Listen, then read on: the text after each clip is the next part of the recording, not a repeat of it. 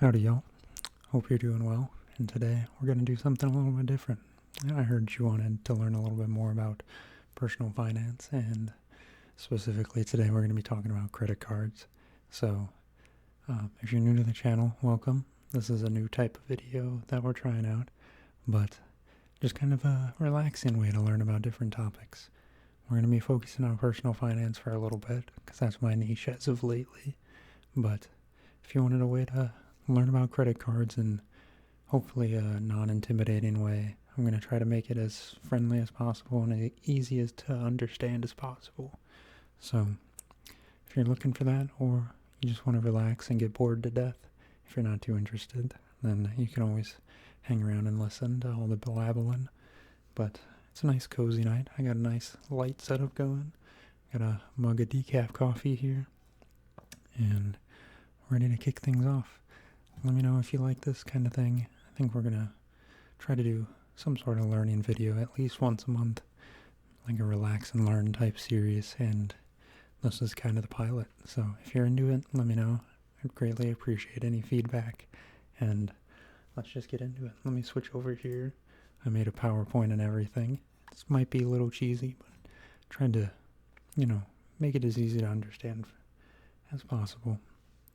So, Credit Card 101. I'm going to, click on the mouse here. So you'll hear the keyboard typing when I move, but kind of an overview of what we're going to talk about today. Credit cards versus debit cards, the differences between them. What is the appeal of credit cards? Why are they popular? Why do you need to know about them? Credit score, and kind of explaining it, what goes into credit score and why it's important. The reward programs that make you money by using credit cards, and then kind of summary of everything, and then my personal advice. I'd like to state now, I am no financial advisor in the slightest. My only experience is with personal finance in relation to my own personal finances, and that's about it. But I have gone down a few rabbit holes and stuff like that. So first off, credit cards versus debit cards. What are they? A debit card is connected directly to your bank account, and I'll have a graphic for this coming up here, but a credit card is connected to a credit card company. So you can kind of think of it as a debit card. When you go to pay someone, it's like going to Facebook Marketplace and buying something, and you just directly give the person you're buying from the money, and they give you the product. Whereas with a credit card, there's like a middleman. So say you're buying something off of eBay rather than directly from the buyer. So you'll send your money to eBay. eBay will hold the money until you receive the product, and then they'll pay the seller. So there's like a middleman, if that makes sense. A debit card, when you swipe your card, you instantly pay for that item through your bank account. It directly comes out of it. Whereas a credit card, the place you're buying a product from, they're getting the money, but you're not paying that money until a later date. Debit card, you don't have any late fees. The only fees you have are if your bank account goes to zero or anything like that. Credit cards, you do have late fees if you don't pay on time your monthly statement or balance. Debit cards do not build your credit score or affect them in the slightest, whereas credit cards give you the ability to build but also hinder your credit score. Debit cards theoretically have no limit. The only limit that they do have is however much money is in your bank account, whereas credit cards have a credit limit, which is defined by the credit company that you have your card through. And that's based on a bunch of different things, like your income, your monthly payments for like rent and stuff like that. And the credit card companies will give you that number. So kind of going into a graphic, this first one here is describing and picturing what it's like to pay with a debit card. So this is you at the store making your purchase for groceries or whatever. You use your debit card, and that transaction it notifies your bank that it needs to take money out of your account and send it to the store, and then your bank will send that money to the store instantly, and it comes out of your account. So it's a very straightforward closed loop process. Whereas with the credit card, say you're buying the same groceries, but this time with a credit card, when you swipe your credit card, the credit card company is notified. They instantly pay that vendor, so wherever you're buying groceries from, they send you the money, but you don't pay it until a later date. So you can kind of see how, in this case, Discover is a middleman, and it's kind of a proxy in between you spending money and your bank account. A little layer of protection. So going into that, the appeal of the credit cards, at least to flow into it, one of the big ones is fraud protection. If someone steals your credit card number and starts using it, you can usually notify your credit card company and you won't lose the money that they stole from you. Two other things, building your credit score, which is huge. We'll go into that next. And there's a lot of things that you need credit score for. Big purchases like mortgage, car payments, car loans, lots of loans, all that. The big draw is that your credit score determines the interest rate and sometimes the amount of money you're able to loan out. But the better your credit score, the lower your interest rate on those things are, which means the less you'll have to pay extra for those. And then finally, rewards programs. So stuff like cashback, travel miles, points, all that kind of stuff. We'll get into the good part of that end of it too. So those are the appeal of credit cards. To talk about credit score, so a credit score is just a score given to you by the conglomerate, the combination of all your different credit lines from different loaners and stuff, and it's based on your performance. So there's a lot of things that go into it, which we'll break it down here. This graphic you can kind of see from NerdWallet the different categories depending on what your score is, what your score is considered. So like a fair score is below 690, good is above it. And it just, again, means your higher score is a higher trust level with the creditors. And again, the score helps with loans. So, and credit scores, some higher level credit cards, you need higher level scores to be able to use and apply for. So what builds credit score? So this is based on Discover's criteria, which is pretty much overall 10% of it comes from the total amount of accounts. The creditors want to know exactly how you can responsibly manage multiple lines of credit, so different accounts, so that factors into it a little bit. 15% is the length of credit, so the longer the history, the better. It's best usually to start with one credit card for just one category of spend to at least start building up that length of credit. Even if you don't want to use it too much, getting one early on can really help. I mean, this is a free 15%. Basically, once you have it, you have it. Inquiries. So this is just inquiring for new lines of credit. So like new credit cards, loans, and stuff like that. Basically just different credit seeking activity. The big ones, 30% comes from your revolving utilization. So this is basically, in short terms, how much you owe on your accounts. So this is obviously the most important factor with 30%. It's basically how much outstanding debt you have. So every once in a while, usually it's in the every 45 days range, your credit lender will report how much utilization you have, which is just the amount outstanding versus the total amount of credit you have.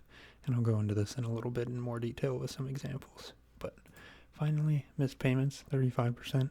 I said revolving utilization is the biggest factor, and it is because you should assume that you won't miss a payment. So this is just a free 35%. If you're always paying on time, you don't have to worry about this. So kind of to break these up into a little bit more, total accounts and length of credit are pretty straightforward, so won't go into that. But the inquiries, so in general, you don't want too many credit-seeking activities in a short amount of time, so like applying for new credit cards and new loans and stuff like that. It could be seen as like you're desperate, in need of cash, and in need of loans. So credit companies kind of get wary of just giving out money in situations like that. So this usually goes back in the last 12 months. So, like, if you inquired for a credit card 2 years ago, it's pretty much off your credit history or credit score by now. So that's pretty straightforward. The revolving utilization. So we'll go into this a little bit more. Again, the amount you have outstanding. So when grocery shopping, you spent money. You spent that money, say $100, and you have a $1,000 credit limit, whatever. Then that's 10% utilized. So we'll kind of go into this. Basically, how much you owe versus how much line of credit you have, or like your opportunity to owe. So for an example, say I have two accounts, both with a $2,000 credit limit each. So the total limit is $4,000 across both. And that credit limit is the max amount you can spend on that credit card in a month. So I say I bought groceries for the month and I spent $250 on account 1. In account 2, I went out to eat a few times and spent $150 on that account. So altogether, I've spent $400 for the month across these two credit cards. My utilization percentage would just be the total outstanding divided by the total line of credit. So 400 divided by 4,000, which is 10%.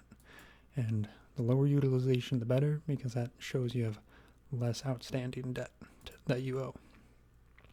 So usually you pay off your credit cards monthly. At least that's how it comes out from the credit issuer, as a monthly statement. But if you want to keep this revolving utilization lower, you can pay it off weekly if possible, or even like every other week. Just the more often you pay it off, the less utilization you will have, so the lower this number will be. And when it makes up 30% of your credit score, and it's one of the main things that you can control, it's nice to be able to kind of get those free points for it. And finally, 35% missed payments. You do not want to have missed payments. Always pay at least the minimum. If you can't follow the pay every week or pay every other week, at least pay it monthly. Don't worry about keeping your revolving utilizations low if you're having trouble or worries about missing payments. Just get down what you can. You don't want to miss payments because the interest rates on credit cards is absurd. It's like 28% nowadays, and that's just losing more money, and that's how credit card companies make their money. So if you miss a payment, it remains on your record for 7 years, and that is a long time to tell other credit issuers that you can't pay on time. So you want to be able to pay on time as much as you can. At the very least, set up auto pay or pay weekly or bi-weekly or whatever you can. Finally, late fees. This is what happens if you do miss a payment. You're charged interest on that outstanding balance, usually a very high percent, like 28%. A quick example, say I have $100 in outstanding, I don't pay off by the end of the month. Then if the interest rate is 29%, I owe an additional $29 for that month. So it's a ridiculous amount. You're going to owe $129 instead of $100. So you can see how this is a very quick, very hard snowball that some people can get trapped into if they don't pay off their credit debt in time. Switching gears to the more fun stuff, though. Rewards programs. There's different types of rewards programs. So first off, we have the cashback rewards, which are kind of the most popular. They're the easiest to understand, at least. If you have a Discover It card, which is the most popular, then you know what this is. Basically, every time you make a purchase with that credit card, you're going to receive a small percent back in cash back. And each card, depending on where you get it from, is a little bit different in how they handle their cash back. So you can use it for different things. But there's different categories of spending depending on the card you get, like the Discover It, which I'll use as an example a lot because it's the most popular one to start out with. You get a bonus percent every quarter, so 5% every quarter in select spending categories, and then 1% flat for all other purchases. So you can kind of, if you don't want to use a credit card for everything, then at least use it for those high percent categories. So if it's 5% cash back in gas, then you're basically be getting 5% off for gas for the quarter that is selected for. Next we have points rewards. So it's similar to cashback, but you're using that company's points, which the value can vary depending on what you redeem it for and kind of how that credit company has set up their points reward system. So that's kind of a mileage may vary type thing. And finally, the next and last big one is travel rewards. So you can earn miles, and I'm sure you've heard this on commercials on TV and stuff, like earn 10x miles for every purchase or whatever. Usually that's more geared towards getting discounts at hotels or flights or stuff like that. So if you're expecting to go on a trip sometime soon, you could maybe look into a credit card for that. But usually if you're just starting out, you want to kind of just focus on cashback rewards. It's the easiest to understand and kind of get the foot in the door. So here's just a little graphic of the different types of credit cards, their advantages or reward systems from credit cards, their advantages and disadvantages. So if you want to pause this, you can look at it. And then finally, to wrap up, a little summary and advice. Credit cards can be very powerful if used correctly. You basically just get paid for spending your money, so you're going to be spending that money anyways, theoretically, right? Buying groceries, gas, going out to eat, stuff like that. So why not, at the very least, get 1% off or 5% off in some categories? Get rewarded for your spending. As long as you're responsible, then it's basically just a debit card that pays you. On the flip side, if you don't use them correctly, they can be very harmful. So the biggest thing is that missed payments. If you miss your payment, then it can be a long road to recovery if you can snowball really hard.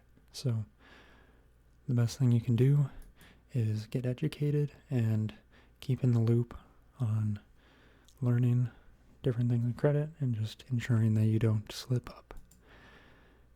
Credit is something that everybody needs nowadays. So if you're ever going to buy a house or you want a loan to help buy a car, you're going to need a credit score. It's going to be very hard to get a decent loan or any loan if you don't have a credit score. And if you can get a loan, the interest rate on it will be outrageous, and you're going to have to pay a bunch more than you initially had to owe. So the higher your credit score, the lower the interest rate on those big loans, and the less money you'll have to pay in the long run. And it's just kind of the name of the game nowadays. Again, it's just a game. If you know how to play it, you can do it well. Credit card companies prey on the uneducated and those who don't really know or understand how to use their product. So the more you know about it, the easier the game will get for you. Whether that's good or bad, ethical or not, that's just the world we live in today. So I'm not here to debate the ethics and morals of it. I'm just here to try to help you understand it a little bit. My advice, again, I'm not a personal advisor or anything, but some of the things that I wish I had done or wish I had done differently kind of play into this advice. So get your first credit card as early as possible and use it as little or as much as you want. I'd recommend as little as you want. Just get a card that has a nice cashback category like the Discover It card, and only use it for the big appeal cashback category. So like whatever the Discover It card is having for the 5% cashback that quarter. If it's on gas, only use that card for gas. Continue to use your debit card or use your money however you were before, and just use the credit card for its main appeal and purpose. That way you're not putting too much money on the credit card and you're able to pay it off. Keep track of it as you learn and grow accustomed to how credit cards work. Treat a credit card like a debit card. This goes back to the paying it once a week or only spending as much money on the credit card as you have in your bank account. Then you know you'll be able to pay off your credit card. You won't have to worry about waiting for a paycheck to come in or anything like that. If you're waiting for a paycheck to come in to pay off your credit card, it's probably smart to stop using the credit card, because that's when you can get real close to missing a payment and going down that slippery slope. So You just want to be in a sound financial position if you can. Don't be afraid of credit cards. There's a lot of ugly stories around credit cards, and again, it is a game, but being afraid of credit cards and the word debt and stuff like that is more harmful than good. As long as you're educated and you know what's going on, you'll be in a good spot. Again, continue to educate yourself. That's the best way you can stay on top of these things and stay in a good position for your credit score and your financial situation. Finally, don't be afraid of the word debt. I mentioned it before. Any outstanding balance you have is technically debt. Any money you owe on a mortgage or a car loan is technically debt. So having debt is okay, as long as you have a little bit of it and can manage it. That's what's important. That whole credit score is built around showing how you can manage your debt. And if you can show that you can manage your debt well, then good things will come in the terms of higher credit score. And that's what companies want to see. So when debt is out of control, it's very scary and can be very harmful. But if you have a grasp on your financial situation and can manage things, then debt can be powerful. The richest people are in debt, so keep that in mind. Don't go into debt if you can't, though. So that kind of wraps everything up for the PowerPoint I put together. I hope that was helpful in some way, that you learned something. Hopefully you feel a little bit more comfortable with credit cards.